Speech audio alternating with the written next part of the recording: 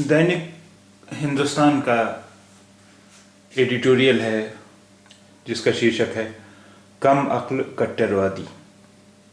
कम अक्ल कट्टरवादी। आइए इसे पढ़ते हैं, क्या है एडिटोरियल में। क्या आपको अक्सर उन लोगों को देखकर आश्चर्य नहीं होता जो नस्ल, धर्म और जाति के आधार पर मरने मारने के लिए तैयार हो जाते हैं?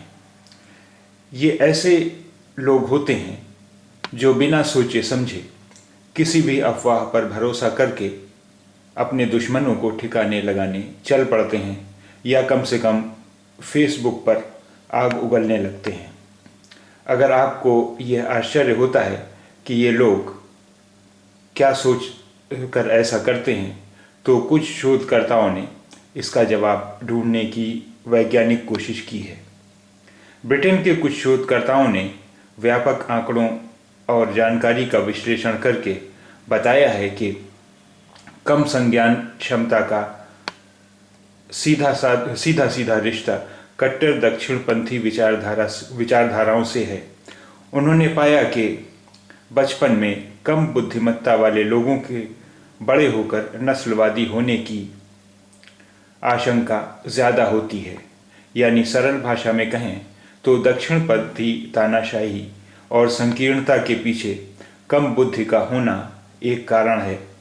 अमेरिका में भी ऐसे अध्ययन ने पाया है कि समलैंगिकता विरोधी लोगों में अमूर्त तर्क करने और समझने की शक्ति कम होती है। शोधकर्ता मानते हैं कि उदार और धर्मनिरपेक्ष या भेदभाव में यकीन न करने के लिए संज्ञान क्षमता बेहतर होना ज़रूरी है।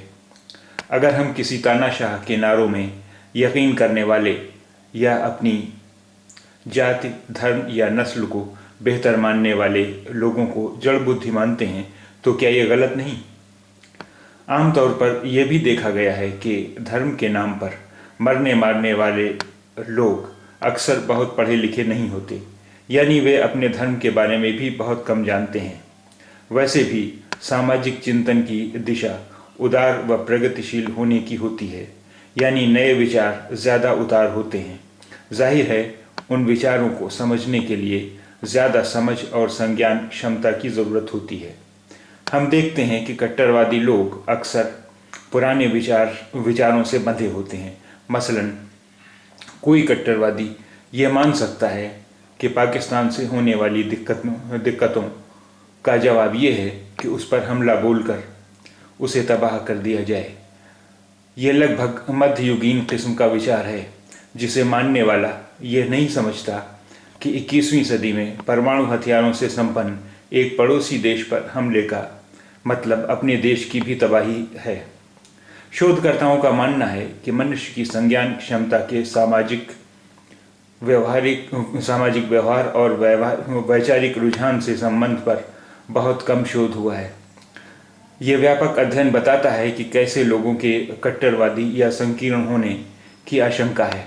आखिरकार आज कोई व्यक्ति अगर ये मानता है कि चमड़ी के रंग से इंसान की श्रेष्ठता तय होती है, तो उसकी अक्ल पर ही शक किया जाना चाहिए, चाहे वो अमेरिका के किसी नस्लवादी संगठन का हो या भारत में गोरेपन की क्रीम की बिक्री बढ़ाने वाला हो। संभव है कि उसके इस दुराग्रह का फ़ायदा उठाने वाला कोई बहुत चतुर और बुद्धिमान व्यक्ति हो। दरअसल कम समझ वाला इंसान हर चीज़ की निहायत सरल व्याख्या और निदान चाहता है।